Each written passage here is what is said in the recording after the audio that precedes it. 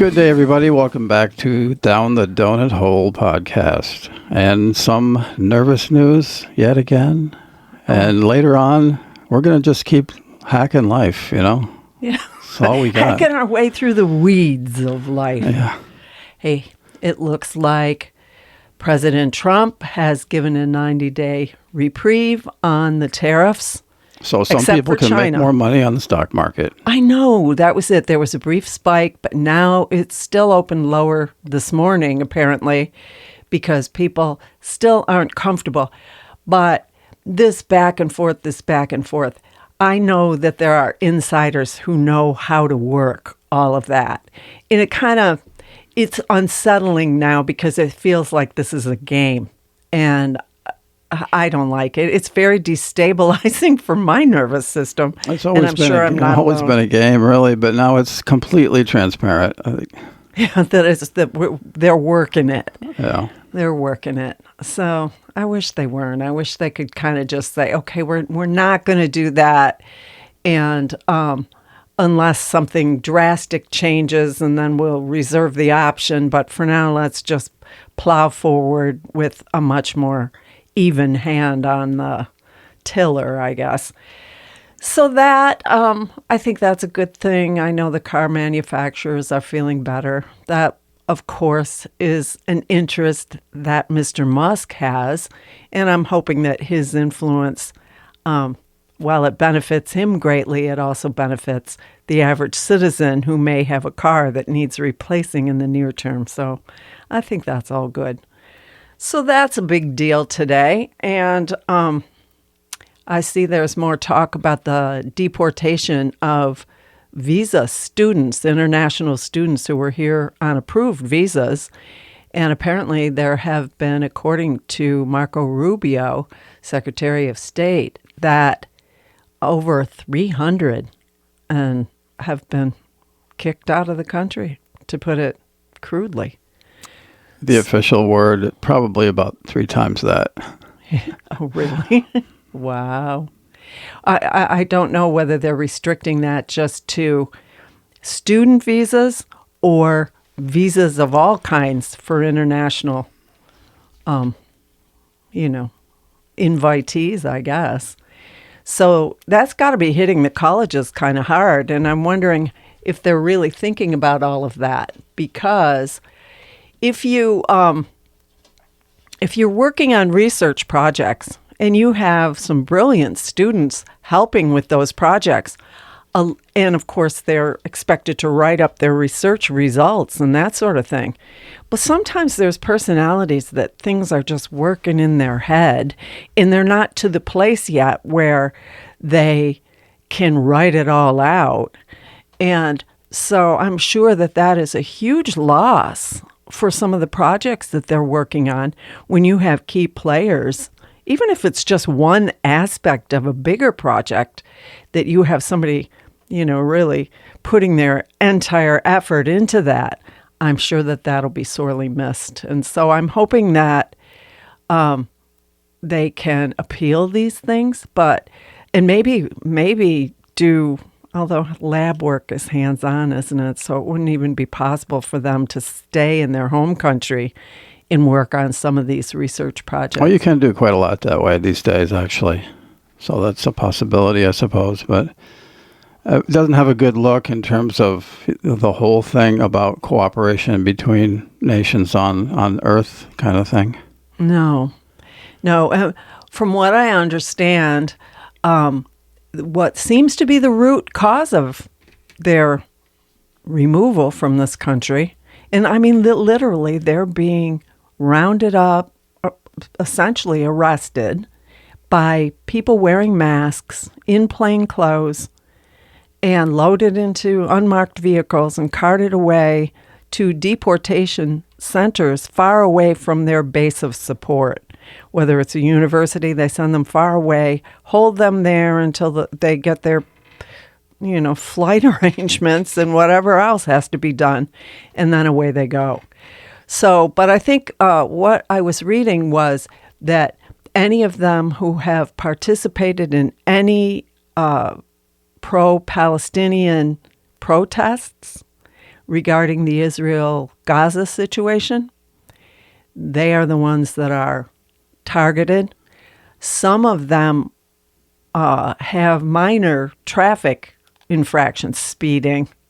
Come on, around a college. But protesters, this is the one that really bothers me, I think, because it's supposed that when you're here legally, and that whole phrase is bandied about a lot these days, that you have, when you're on American soil, you have the full rights of such things as giving your opinion and peaceful protest and all that sort of thing. Mm-hmm. Well, the thing, do you remember? You remember back in the 60s and 70s, and so many of the protests that were happening on the college campuses, especially regarding the Vietnam War. And I mean, we were really young back then, but not so young that we can't recall the gist of it, that at that time, the students that were protesting the Vietnam War were outliers. That was not the national stance on the Vietnam War at all. And a lot of kids, that had a little bit older brothers and sisters, kids that I went to school with, that were drafted. Some of them signed up. They fought in that war. And so they're over there doing the dirty work, the hard work, and the kids on the college campuses were protesting it. And at the time, you were seen as sort of a rebel, and that was very anti-American. Remember the whole Archie Bunker show there, and his son-in-law was protesting this and protesting that, very socially conscious. And so that was part of the joke. He was very conservative, and the son-in-law was very hippie kind of mentality. Peace and love. Yeah. But now we look back on that period and we see that certainly protest was justifiable because all the rationale for going in there were so many things that were going on behind the scenes that people were dying in that war on both sides. And it was certainly not a clean operation. It was not justifiable in every way, Not that any war is, but that one was particularly suspect in a lot of ways. And so as time went by, the opinion of the protesters became much more mainstream, much more acceptable. And you began to see it. Remember, even the way the protesters, the students, certainly Berkeley, all of these places, that the mainstream began to adopt that dress, that attire, the bell bottoms and the dashiki shirts. I'm and all too young that. for that, but yeah, I've not. seen it somewhere. Yeah. Maybe a tad young. But, the point was, I remember that. I remember how it crept into the mainstream, and then those ideas and those ideals, which seemed at the time very radical and were certainly criticized by conservative press, by the mainstream, those ideas began to become part of the mainstream because you couldn't be seen as too rigid, too far right or too far left. And it kind of all became amalgamated into a new social consciousness, which up until lately has pretty much held. We kind of look at things differently after that. And I know. Don't forget the Kent State University terrible incident there in Ohio. I forgot about that. Yeah. How many students? 4? I at least, yeah. I don't remember exactly, but what started out as a peaceful protest, and then the National Guard and all that got called in, and they were shot, weren't they? Killed? Yeah, some of them. I think 4. Yeah. I forgot about that. Kent State's in Ohio, right? Correct. And the reason I remember 4 is because of the song. I think it was Crosby, Stills, and Nash, if I'm not mistaken. What's the name of the song? I don't remember, actually. But the phrase is 4 dead in Ohio. as part of the lyrics. Yeah. Yeah. Oh, I think that really caught the nation's attention about what's fair in dealing with protests. And I remember as a little kid seeing on TV, they would be hauling students away. And then later on, you'd find out, that they were let go or this because, you had a right to free speech as long as you weren't hurting anyone. And then remember the big thing with the silent protests where they just chain themselves together or a wall or something like that. Bridges, they like to kind of disrupt traffic and get attention that way, but they would just do silent protests and they'd hold signs and their presence was enough. I think now one of the things that I think is different and in a way a lot worse, is the use of people's telephones. These phones, of any text you have on there that you've initiated or received can be used as a determinant about whether you're part of what has in the last few weeks been declared a terrorist organization. These Palestinian protests. I mean, they're coming down hard on that and saying, hey, you're supporting a terrorist organization.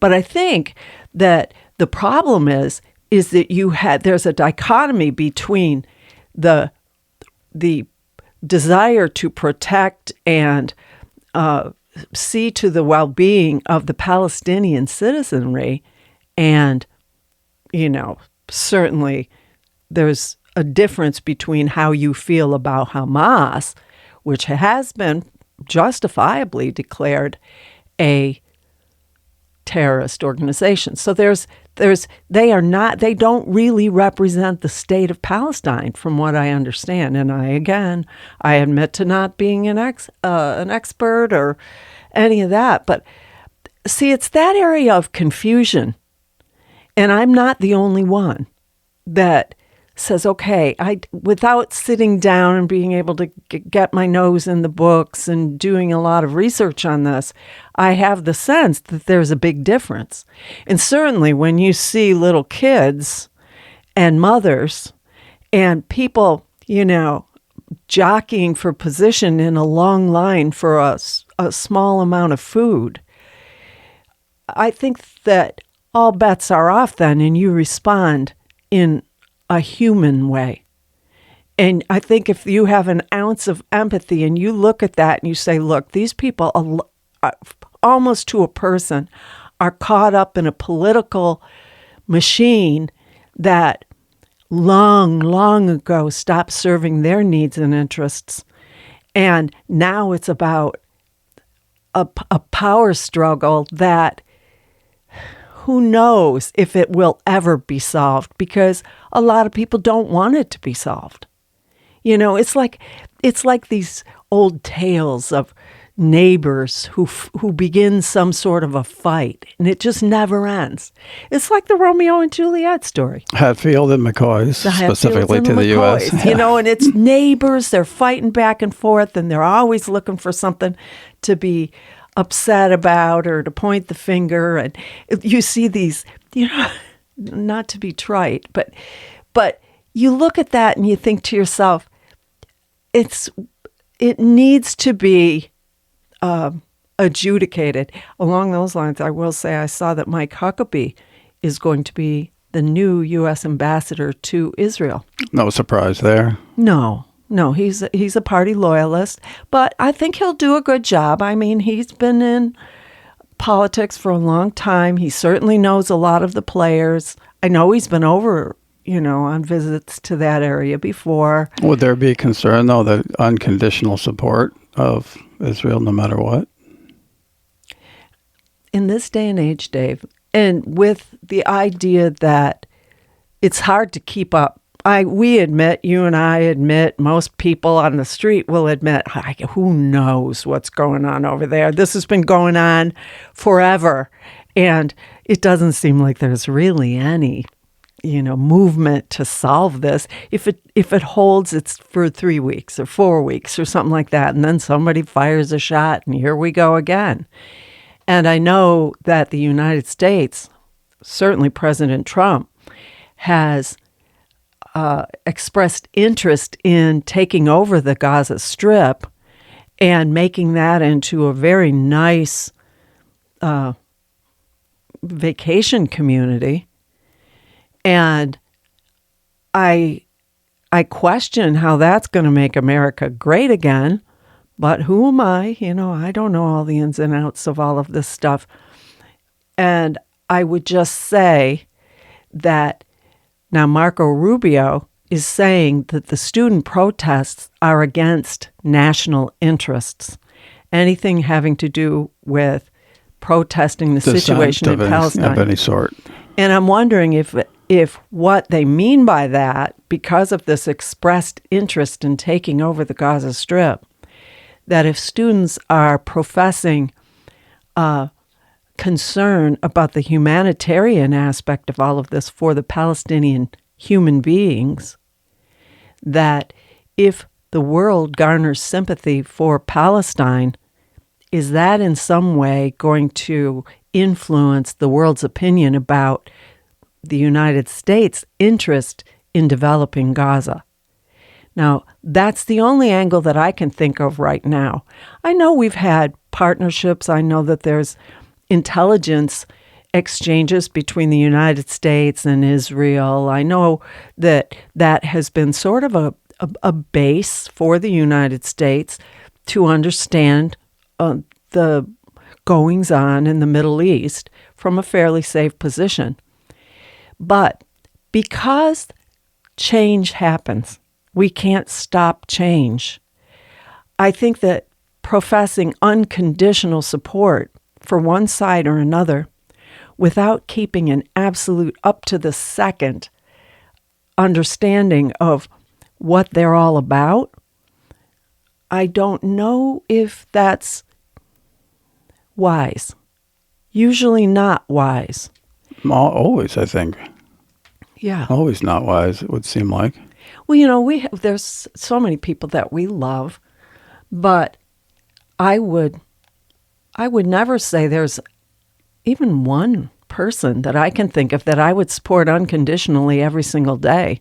I would have to know, okay, what's the story here? Except for me, of course. Except for you, darling. Except for you. Well, you and I have been together a long time, and we almost think like one thing, except about junk. Except about everything. No, except about little stuff that doesn't matter. I think worldview, I think we're pretty well on the same page, with some minor exceptions. Oh, yeah, enough to make it interesting when you have a conversation about the current events and so forth. Yeah. But I mean, even you with me, I mean, could you honestly say, I will support her 100% always, no matter what? I think as a general default, sure. Yeah, I think so. Okay, what if something changed? What if the paradigm between you and I shifted dramatically and all of a sudden I'm off doing something? I don't know what, maybe I've taken up gambling. Maybe I think that I'm good at it. I could say sports betting for you. Yeah, sports betting. I've been borrowing money. Let's just pretend I've been borrowing money, and I think I'm really good at it. And you might not think I was good at that, and you might not think my new hobby was something that you will support because of the downstream and how it's going to affect you.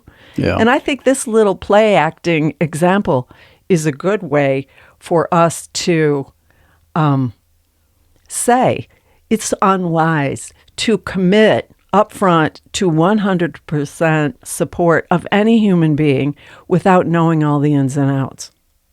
And what are you doing? Who are your new friends?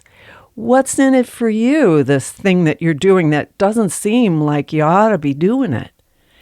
And so I think it's better for countries, certainly, and just individuals to say, well, I'll support you if I think that you're on the right track. But if I have any questions about it, and this is how I think it should be framed, I will withhold my support, but I will remain open to be convinced that you're on the right track. I'm not going to make a knee-jerk, written in cement commitment to that stance until I know the facts.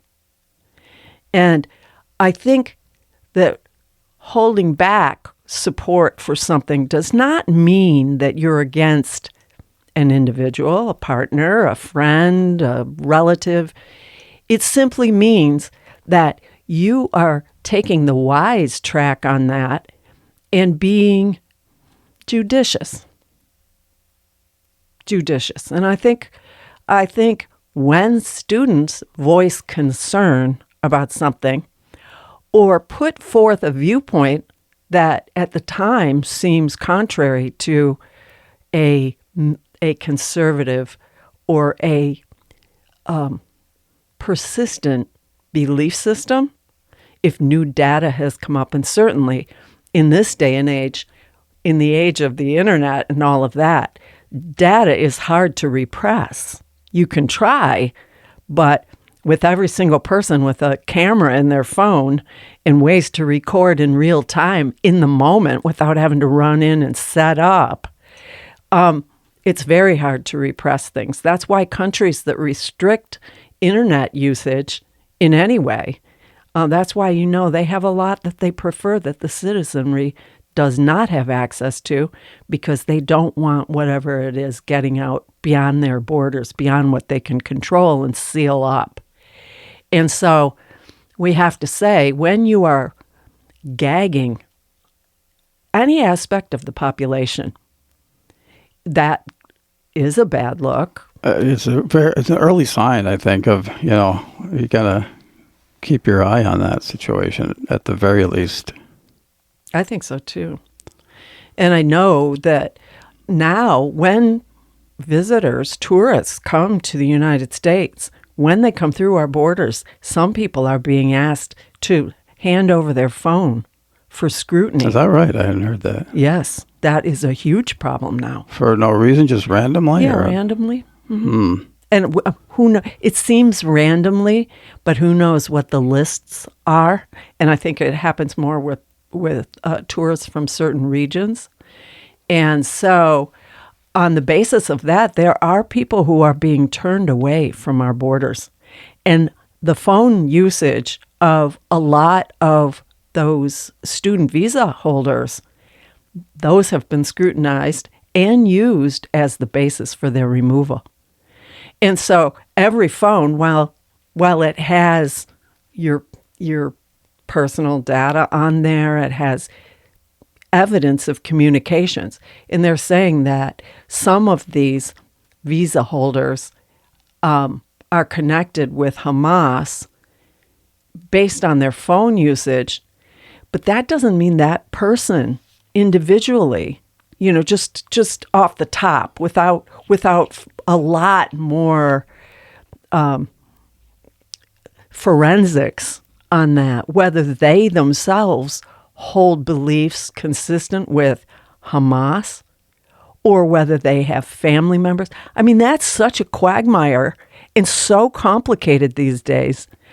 I noticed last week that a lot of the citizenry in Palestine are backing off of Hamas. There were people in the streets protesting against Hamas. Yeah, that happens regularly, I guess. But that's maybe one of those situations, like with the abortion question, that if you are pro-Palestinian, then they equate that with you being, against Hamas or not, or with them, whatever. Making these exact direct correlations, which are not valid all the time. Well, to protest or voice any support for the human beings in Palestine is now, by the United States, considered anti-Semitic. So if you voice concern about the human rights situation for the Palestinian human beings, that means, in a political way now, unequivocally, that you are against Israel. And that seems like kind of a leap because there so much of that when you come to talking about human rights and the human condition and empathy for fellow human beings, some of that, most of that, if when it comes down to that, then the politics has to be set aside, and you have to take a look at the situation and just say, okay, I'm looking at pictures of little tiny kids that are all shot up, some of them that are nothing more than skin stretched over a skeleton. And I am concerned about getting aid into them, consistent aid. We need to make sure there's enough of it, that it's not being withheld at borders. We need to make sure. I would say Israel needs to make sure that it's getting through. Because if you are given unconditional support, to whom much has been given, much will be required. Yeah, that follows for sure. It sure does. So anyway, that's the thing. Tourism here in the United States is way down. A lot of people who own properties here in the American South, from countries that get real cold in the winter, they're looking at maybe selling those or renting them out or doing something, but they don't want to come themselves. And so those are all things. It just occurred to me that the conversation that we just had, if we were here on a visa, might have been a real bad idea to say the things that we just did. Even as a citizen, it's a bad idea. But if we say, all of this is happening very, very fast, and a lot of the people that are in these offices are new to the work, but they're being pressed to make decisions in a very hurry-up kind of way. And because immigration was such a big issue and continues to be a popular issue, and the removal of these undocumented immigrants to this country and citizens, people who were born here to undocumented parents, according to the law, are American citizens and deserve to stay here. But that law is being challenged. So there's so many things from so many angles right now that are extremely nervous issues. It is everyone's job to sit down, without screaming or tearing out your hair or anything like that. Look at those issues coldly. Decide how you think. And conduct your business in a reasoned way. State your feelings. Explain why you feel like you do. Remain open to listen. Things have gone on in this country. There have been ways of doing business for a long time. And I am not here to say that I know all the rationales for how we've done things forever. And I'm willing to even say, okay, maybe a little moratorium on business as usual. Maybe that is required. I don't know. Because a lot of people in this country feel that we need to completely drain the swamp to fix things. Usually, the process of draining the swamp leaves you with two things: mud and stink for a long time. And so it isn't a clean, that's not a swimming pool that you're going to be able to put in there.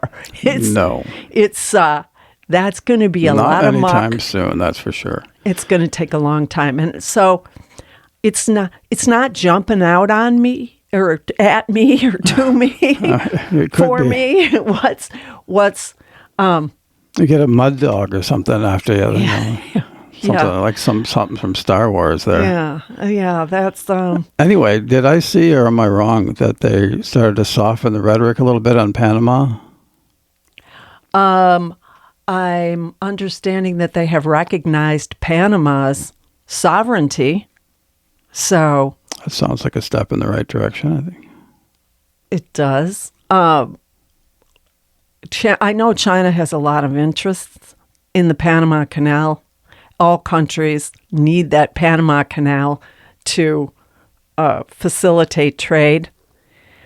I think that by recognizing Panama's sovereignty, I think it also recognizes that nobody else has anything to say about what happens in Panama than Panama. I think Panama is a very small country.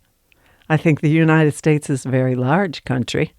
I think if we're restricting negotiations to just Panama, nobody else has anything to say about it, what happens in Panama. So, big U.S., little Panama. Nobody else. I think now we begin negotiations with that understanding. That's where I think it's why it matters. Yeah. So we haven't heard about them wanting to take that over too in a while. So maybe that's no. It seems like so much. Positive. We haven't even we hit 100 days. We gave it to them and handed it over, all those years ago. So it does seem a bit like fair, Yeah, come now we take want it it back back. kind of thing. Yeah, but I haven't heard that in a while, so maybe that's I don't know. Cooled a bit. I did see. We have to wind up our nervous news here and get to something different because I see that last night the House GOP passed a bill that restricts a federal judge's ability to make a decision that will hold up across the whole United States. And basically, the impetus for this was Judge Boasberg, the judge who said, turn those planes around with the Venezuelans headed to the prison in El Salvador. He claimed he had jurisdiction. They said, no, we're over international waters. Your jurisdiction doesn't pertain here. But now they're calling him a rogue judge or anyone who votes against or to slow down any of the administration's initiatives. They're saying that they can only rule in that specific case, that they cannot make a ruling that will be upheld nationwide. So it has to be one specific case. Now, to me, if it's a stay of action, if they're saying, halt this behavior right now,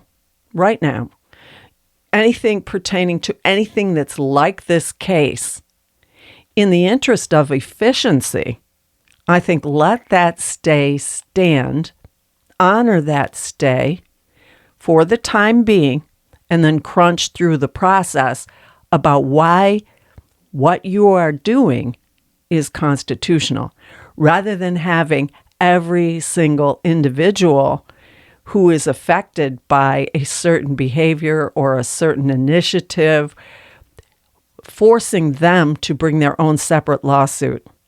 Because then you have to, as a country, as the administration, you have to reconcile each one of those cases separately. And I just think that adds a massive amount of workload and a lot more strain on the judicial system. So in the interest of efficiency, cost effectiveness, time effectiveness, let that one stand federally. It's a federal judge. That's when you reach that status, what you say has implications for the whole country. But if you're going case by case or state by state, then again, that's really straining the unity of the contract among states to be governed as a unified country. So those are things that I turn around in my mind. But who am I? Yesterday, we were talking a little bit about ways that people can cut back expenses. Now, today, I'm hoping nobody thinks that just because there's a 90-day reprieve on this tariff thing, that it means that you're out of the woods, that this is going to hold. You're at a place, because we're all at a place. It's more time to prepare for it. You just be ready for whatever. It bought you a little bit of time. Nobody's feeling, completely like they can go take a nap on this issue. So stay on your initiative. And now that you have a 90-day reprieve, assume that it will be put back up there as a bargaining tool, if nothing else, and that the roller coaster ride with the markets will continue. If it won't be this specific issue, it'll be something else. And markets opening up with individual countries, especially small little countries, that's nice. But how much product from those teeny little countries do you personally use?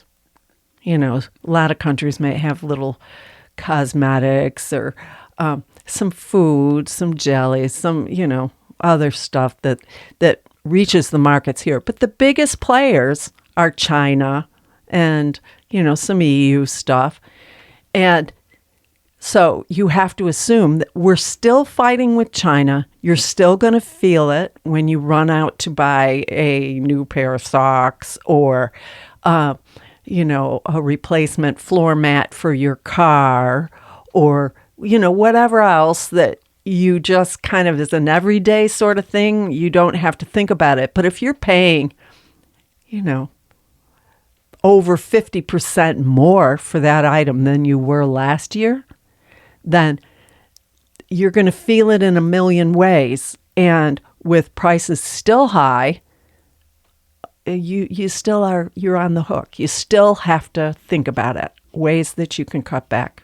And all the stock market traders will find it interesting, I suppose, too. I'm thinking about starting my own business as a stock market advisor. Are you good at that? Well, here's how it would go. Okay. Nothing against you. Nothing against you. I tell everybody what I'm going to do, and you do the opposite. Oh. That gives you a clue. Oh. I see. So put out the word, and then you're not planning that at all. I mean, it's something. It's something. It's a reference, right? Because I absolutely suck at it. So there you go. To say you hit it wrong every time. So just do the opposite, and there you go. There's my business as being an advisor. That's pretty clever, I have to say. Yeah. Will it keep you up at night? Will it keep me up at night worrying about stuff? Well, that's why we keep talking about how to live cheap, right? That's right. That's right. And that is... And we're not even all that good at it, but we, at least have some head knowledge about it. No, well, the thing is there's things that you learn to do. And I'm not going to say that it's as easy as just free spending. You know what I mean? Picking up your coffee, there's a certain pleasure in that. You go into a coffee shop in the morning and you order the usual, or you try something a little different today, and it just feels real nice, and it's sort of your little reward. It does, and if you don't do it all the time, then it's a real reward. It's really special. But if you do it every day, that's going to hurt your budget, definitely. And even just picking up fast food, And then it's not such a treat when you do it, So there's some logic there. Just that when you do it, it's a real treat. Well, also, if you can just, let's say you're working a 5-day week, cut back 2 days on doing that. Don't do it for 2 days out of the week. You pick which two. I wouldn't say Monday, and I wouldn't say Friday. Although maybe Friday is a good day not to go and get your coffee. So pick 2 days, and you've saved some money there. You could do the practical thing and decide the days based on how dunced out you feel. Yeah. When you really need it. Yeah. I'm a list maker. I make lists of things that I should be doing. Make lists about lists. I make lists for Dave. he appreciates it so much. Yeah, I'm just really bad at keeping track of them, though. They disappear all the time. Yeah, I used to give him a list to go to the store, but you're a good shopper. I think so, generally. But we should do, I think coming up, we'll have some people who are whizzes at couponing and things like that. It's still a thing, apparently, and that's an interesting... Well, now they're on your phone. You don't have to sit there and go through. Mm-hmm. You used to say how you used to go through the New York Times and clip. I did, yeah. It was like 6 inches high every Sunday, and most of that was blow-in advertising and coupons and things. And the travel section, I love that. Oh, yeah. I do miss big newspapers. Yeah. Well, they're still around, right? But I wonder if they're as fat as they used to be. We haven't been around the New York metropolitan area in a long time, especially on the weekend. So right. We'll see. Right. But anyway, there's still a lot of tricks to it. I know there's apps and there's these websites and all that sort of stuff that do that. But you and I don't take very good advantage of that. We should really look into that. Some of our kids are really good at it, and it would be good to have them give us a crash course in, how to do that. Yeah, exactly. I really like that very much. Also, just cleaning out your storage space near your kitchen or in your kitchen. Get rid of the junk that you don't use. That is a very popular subject for like books and all that about downsizing and getting control of your clutter and stuff like that. So it must be a very big factor for people. Oh, I know. There's whole businesses now to help people declutter and decide.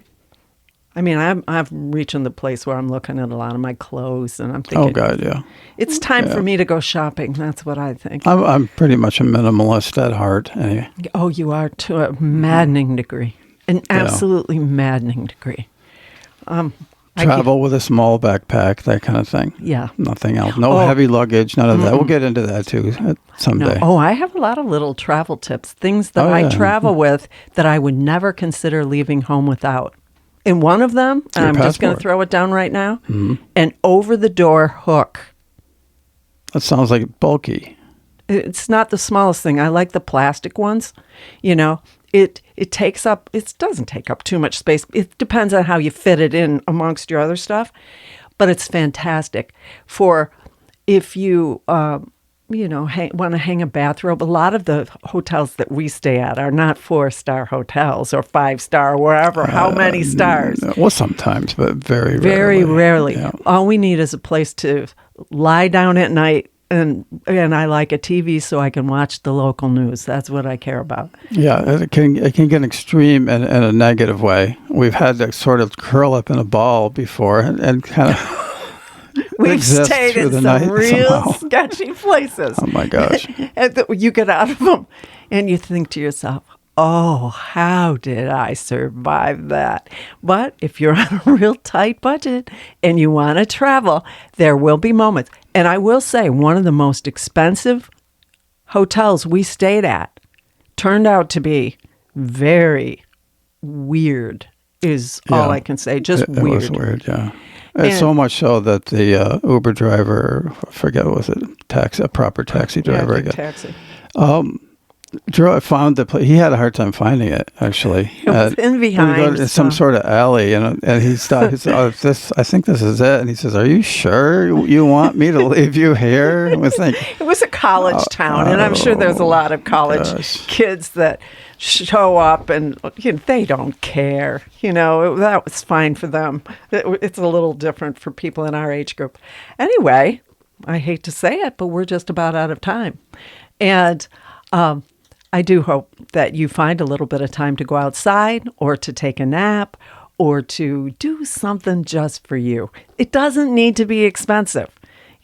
Sometimes just a couple of minutes of peace is all it takes to reset your motor. Smell a rose. Yeah, smell a rose, really. Mm-hmm. Really and truly. Look at it, enjoy it.